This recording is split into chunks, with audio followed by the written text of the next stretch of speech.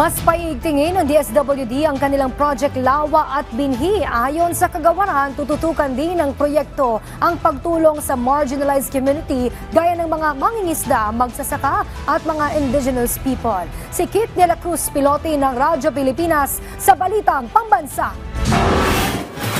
Pag-iigtingin pa ng Department of Social Welfare and Development o DSWD ang mga programa nito para maiangat pa ang pamumuhay ng mga mahihirap nating kababayan. Sinabi yan ni DSWD Assistant Secretary Erin Dumlao matapos na maging nominado sa United Nations sa Sakawa Award for Disaster Risk Reduction ng Project Lawa at Binhi o Local Adaptation to Water Access at Breaking Insufficiency through Nutritious Harvest for the Impoverished. Ang ating pong departamento ay nakatutok na i-reduce yung disaster risk sa mga vulnerable communities, and we also continue to advocate for community resilience dahil ito po ang mandato ng DSWD to empower the poor, the vulnerable, and the marginalized. Pagmamalaki niyan DSWD, hindi lang nakatuon sa climate change adaptation and disaster risk resilience ang Project Lawa at Binhi, kundi natutulungan din ang mga marginalized community gaya ng mga mangingisda,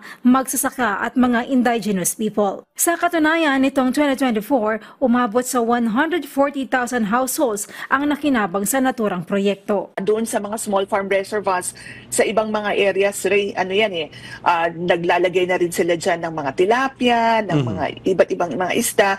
Tapos sa paligid niyan ay nagtatanim din sila ng mga gulay, mga climate resilient crops. And then kinukonsume yun ng community. Dagdag kita rin sa mga komunidad ang Project Lawa at Binhi dahil naibebenta nila sa merkado maging sa kadiwa ang mga sobra nilang produkto. Ang mga ganitong programa ng DSWD ay isa lamang sa katuparan ng mga pangarap ni Pangulong Ferdinand R. Marcos Jr. na tulungan ang mga mahihirap na Pilipino. Mula sa PBS News, Kit de la Cruz Pilotin para sa Balitang Pambansa.